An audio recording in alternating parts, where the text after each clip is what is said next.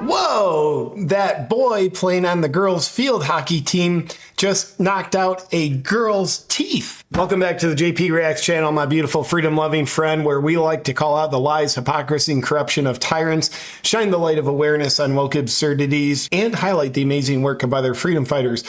Now, one of the biggest woke absurdities in our country today is boys and men being able to compete in women's sports. I call it a woke absurdity, but I think it's actually the birth child of the tyrants and a nefarious agenda they have to demoralize America.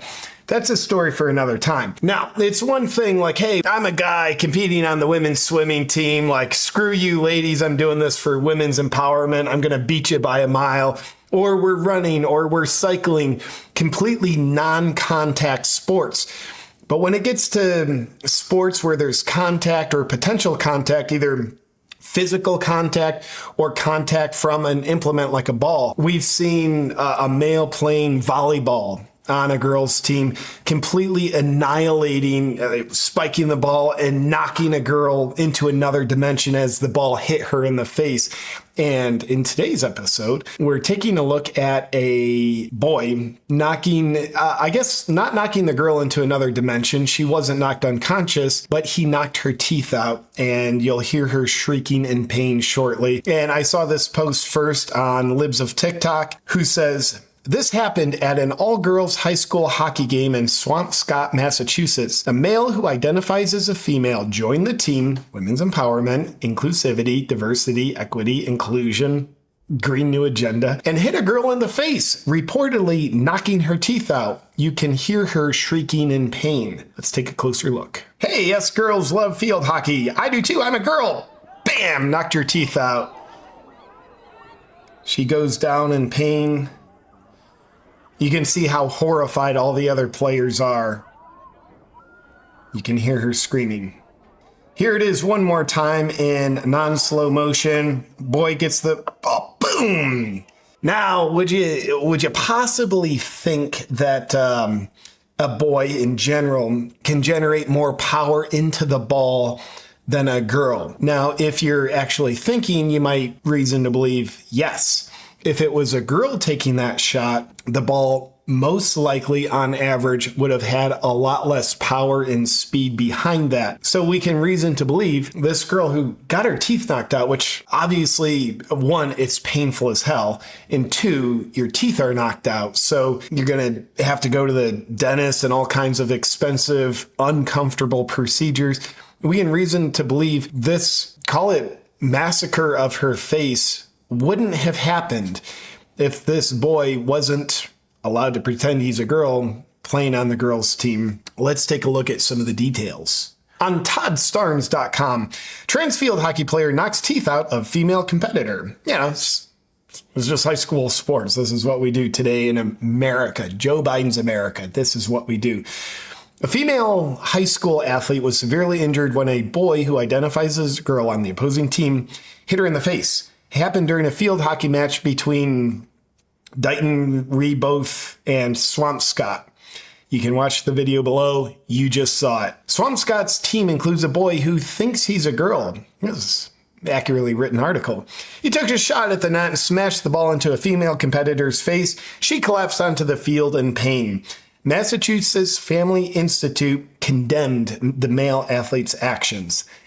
I also condemn the male athlete, but more so, I condemn the school for being such weak, flaccid, allowing this to happen. This is truly the school's fault. You know, the school is, I mean, amongst other things, educating the students and non-woke agendas. They're supposed to like provide an actual safe space, not like a woke safe space, but like a safe atmosphere for their students. This is the opposite of a safe atmosphere for the opposing female competitors. You can hear the dear girl's harrowing screams after her teeth were knocked out. They wrote on Facebook, "When will this insanity end? Good question. When will the adults making the decisions to allow males to play in girls' sports wake up and admit they are putting girls at risk?" Many people express their outrage on social media. We're going to take a look at that in just a second. Now, another article on the same thing adds this. The boy who knocked her teeth out He scored both goals in the game.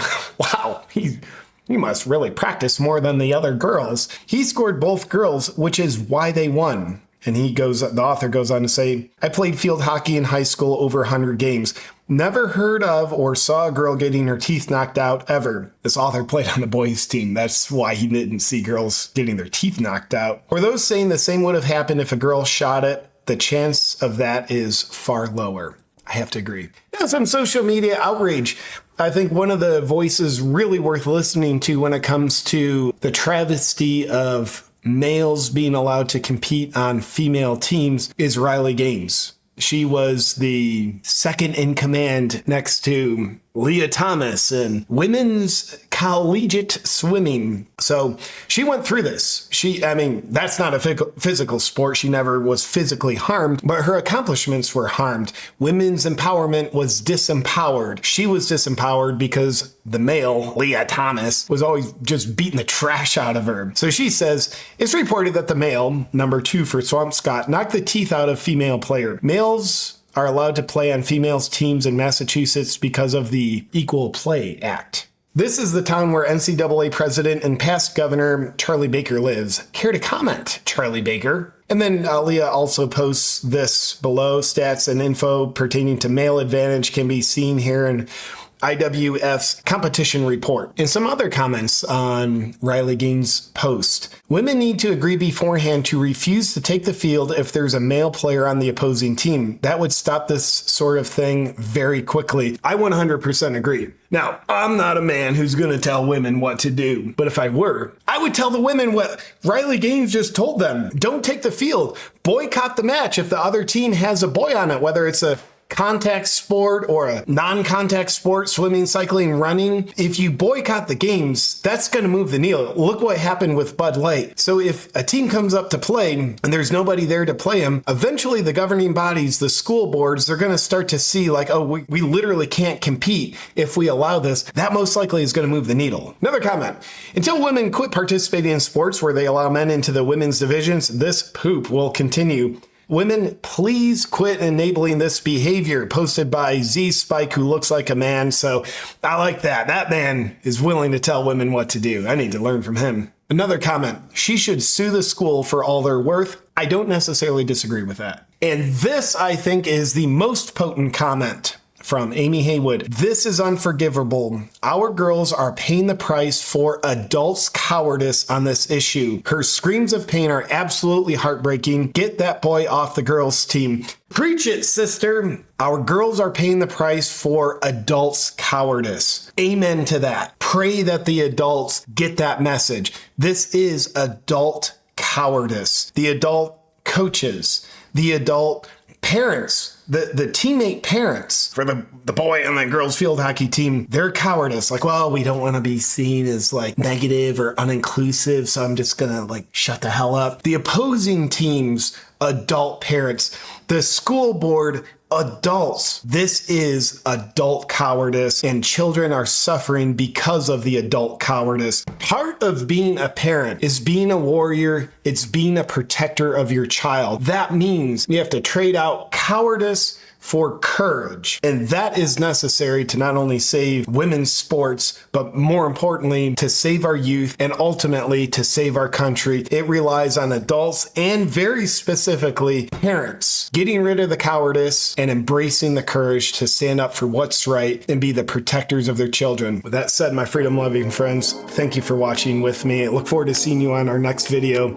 But before that, stay tuned to this special message. I believe health equals freedom, and that's why I started Awaken CBD, because I want to help support the viewers of this channel, myself and my family, with the most important element of freedom there possibly could be: your health. With Awaken CBD, I am proud to bring you the highest quality CBD in terms of potency and purity available on the market. Personally, I love using CBD to help my sleep and ultimately give me more energy, help me recover from bumps and bruises, aches and pains, and help me relax from the daily stress going on. Now, I'll tell you this, I think there is immense power in good habits done consistently.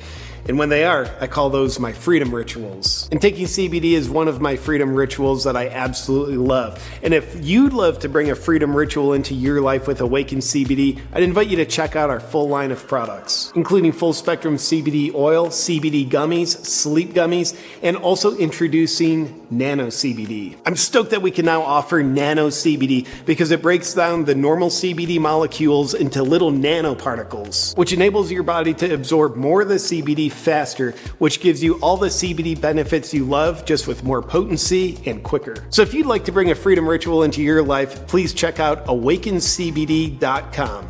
I appreciate you.